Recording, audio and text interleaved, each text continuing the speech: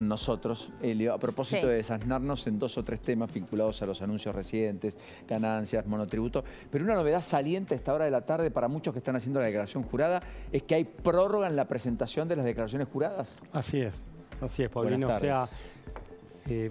Buenas tardes.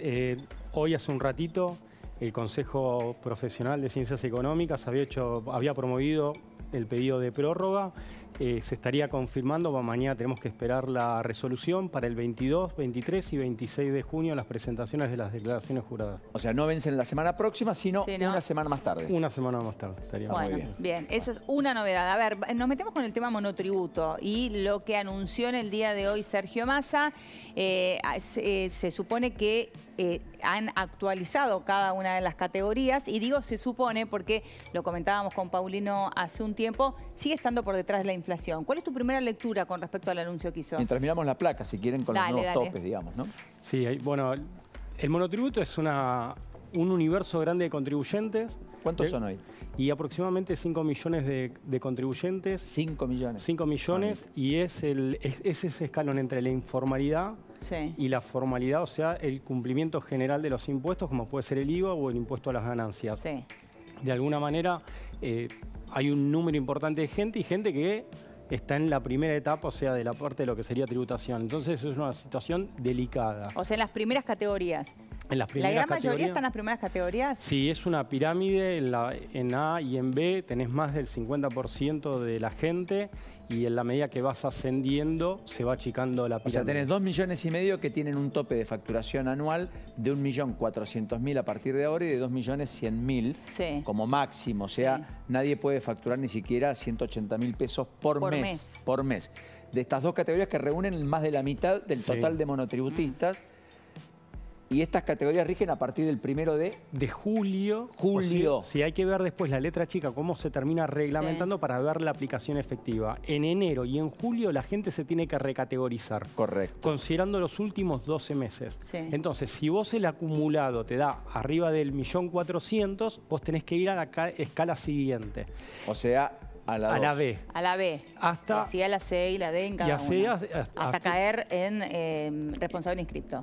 Si salís del monotributo. Totalmente. Y a partir de ese momento empezás a tributar impuesto al valor agregado todos los meses presentando una declaración jurada e impuesto a las ganancias anualmente. La máxima categoría, la K, es la categoría que te permite facturar hasta 900.000 pesos promedio por mes.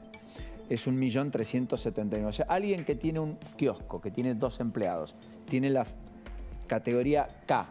Eso mismo. Se pasó, facturó 1.600.000 pesos en los últimos 12 meses, julio del año pasado, junio de este año, va a categoría general. Va a responsable inscripto, se tiene que inscribir. Hay una norma puente que te reconoce determinados, o sea, compras que vos hiciste, se te reconocen determinados créditos fiscales y tenés, ponele de manera paulatina, vas entrando a un régimen general. Que todos los meses tenés que estar de alguna manera presentando la declaración jurada de impuesto a valor agregado y ganancias anualmente. Y después, si tenés más patrimonio de 11 millones de pesos, tenés que presentar bienes personales. Ahora, un ejemplo como ese que dio Paulino recién, ¿no? Un kiosquero que en vez de facturar 900.000, factura 1 millón. En el próximo mes. Pero después el otro vuelve a facturar 900.000. Ya está. Digo, ¿no tiene vuelta atrás? Si saliste del monotributo, tenés que tener un plazo de 3 años para poder volver a reingresar al monotributo. Te reventaron la cabeza, te quiere decir, Elio, porque vos una vez que pasaste ahí, después tenés un largo invierno para transitar y 3 años después podés volver al monotributo. Claro, si saliste, tenés que esperar. No dentro de los 3 años, sino 3 años después. 3 años después, pero si vos probás que en realidad no ganás, o sea, que ganás menos que la última, ¿cuál es la K? Me dijiste. La K, sí. Que ganás menos que esa K, ¿vos podés volver al monotributo? Si estás dentro del ámbito del monotributo, podés subir y bajar de categoría. No, pero si te pasa, por ejemplo, AFIP te pasó de oficio a... No, tenés que quedar 3 años afuera. Si vos no demostrás, 3 años afuera. Es implacable. Eso está, perdón, pero está muy mal hecho. Bueno, lo que está buscando es... Muy mal hecho. No, pero me gusta reafirmarlo, porque es algo con lo que convivimos hace mucho, ¿no? Y la verdad que, bueno, son cuestiones las que se tienen que ocupar. ¿El monotributo empezó en 1998, 97? Por ahí, sí. Bueno, como régimen simplificado. Como régimen simplificado. Exacto. El monotributo lo que tiene como virtud para los que no lo son, por ejemplo, es que vos tenés un régimen simplificado, vos sabés cuánto pagás por mes y ahí te engloba todo lo que vos tenés que pagar de monotributo, salvo ingresos brutos, dependiendo de la jurisdicción. Y bienes personales. En las generales de la ley, lo que te queda fuera es ingresos brutos, que también hay regímenes simplificados en las provincias, y bienes personales. Sí. ¿Cómo es esto? Es como una cuota de un club, de un gimnasio, vos vas, pagás y resolviste la cuestión de ganancias y del IVA. Claro. Si pasás digamos, si pasás a responsable inscripto, vos pagás el IVA. Bienes personales. Bienes personales, si tenés patrimonio, sí. Ganancias. Ingresos brutos también, claro. Depende de la jurisdicción. Y después además empiezan otras cuestiones, que es que dependiendo de tus montos de compra, empezás a tener que actuar como agente de retención. O sea, se hace mucho más complejo. O sea, estar al amparo del monotributo te da muchas, o sea, se te simplifica bastante. No es o sea, tiene sus particularidades el régimen, necesitas de un profesional. Pero salir del monotributo te demanda después mucha tarea administrativa. Tenés que estar presentando a quiénes les estás comprando, a quiénes les estás vendiendo. Hay todos muchos regímenes de información. Porque después tenés que hacer una presentación de una declaración jurada con deducciones, claro, con topes de deducciones, que solo un profesional te puede asesorar. Todas deducciones que además nunca corregimos y tenemos que corregir urgente. Ayúdame. Lo que se deduce por la escolarización de nuestros hijos es la nada misma.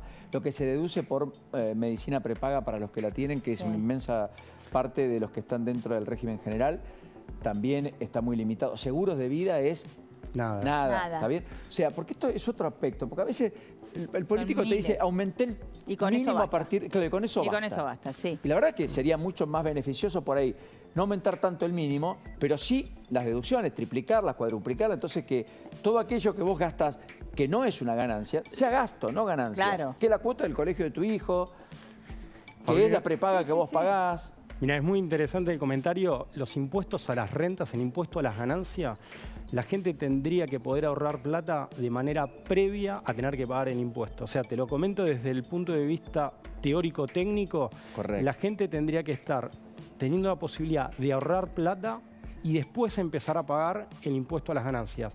Fíjate el caso de que se exime del impuesto a las ganancias a gente que tiene 506.000 pesos, pero alguien que gana 507.000 pesos, tal vez es una familia tipo, hay que ver si tiene capacidad de ahorro, que va a ser raro que lo pueda llegar a tener, y aún así ya tiene que estar pagando impuesto a las ganancias. Claro. O sea, la técnica tendría que ser, como antes sucedía con el impuesto a las ganancias, en altas rentas, o sea, importes altos de salario. Ahora, además de todas estas cuestiones que estamos marcando, la suba de cada una de estas categorías también nos quedó con gusto a poco. ¿Cuáles deberían ser en realidad los montos a simple vista? Decirnos el máximo del mínimo de un monotributo bien hecho, como la gente. Lo que pasa es que acá, Eleonora, hoy el sistema está pagando mucha más gente de lo que en el fondo antes terminaban pagando. O sea, los universos de contribuyentes se ampliaron. Sí. ¿Entendés? O sea, antes era determinados niveles de sueldo los que pagaban el impuesto a las ganancias. Hoy alguien que está en 506.000 pesos ya está en el ámbito del impuesto a las ganancias. Entonces, ¿qué es lo que pasó? Como decía Paulino, acá lo que sucede es que los mínimos no imponibles, todas esas deducciones, conforme hubo inflación y fue pasando el tiempo, se fueron licuando.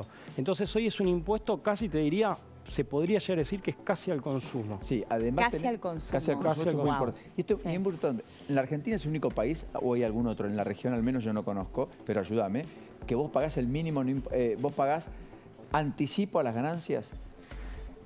Argentina tiene muchos regímenes a cuenta, ¿sí? O sea, vos ganaste 10, y entonces la FIP supone que el año que viene vos vas a ganar 10, pagás en cuotas, y por ahí si perdiste, te fue mal, la FIP te dice, ok, te lo devuelvo. ¿Cómo? Prorrateado en el tiempo, te lo licuó la inflación. Sí, con el nivel de inflación que hay. Así es.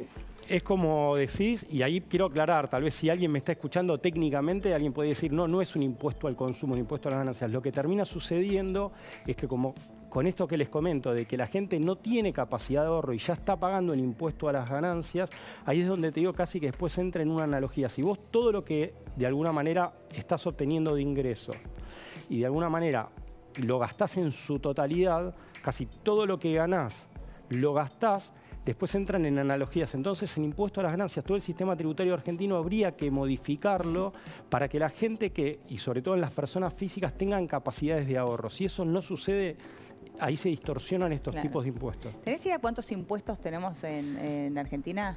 Mirá, aproximadamente son 167 tipos de gravámenes, o sea, de obligaciones formales. Si después vos eso lo analizás en profundidad, son muchísimos más porque cada una de las municipalidades tiene sus propias tasas. Pero los tipos de gravámenes, los que se terminan cobrando, son 167. Así es. Y de los cuales, perdón, 10 recaudan el 90% de los impuestos. Claro. Mucho menos, Paulino. Lamento decirte.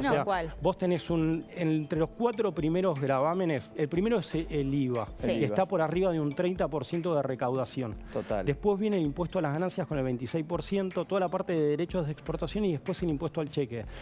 Pero el impuesto al cheque, famoso, sí. Por eso no se elimina. Porque que nunca se fue. Claro, perjudica por eso mucho, nunca se fue, tal cual. Y ahí perjudica mucho la actividad económica. Lo que es llamativo que, fíjate, un impuesto sobre los bienes personales aporta menos del 3% de la recaudación nacional y genera mucho ruido, o sea, desalienta las inversiones. Entonces esas cuestiones deben ser analizadas y revisadas por la dirigencia política. Guillermo, ha sido un enorme placer. Sí. Muchas gracias. Te traemos pronto de vuelta y seguimos con estos temas. ¿Sabes que hay que hacer mucha docencia? Muchísima. Sí. Parece que es la verdadera batalla. Muchísimas. Un abrazo. Gracias, Guillermo. Gracias, Lourdes. A vos, Paulino, Leonora, hasta mañana. Helio, buena tarde de radio, Será señora. hasta mañana. Muchas gracias. El jueves.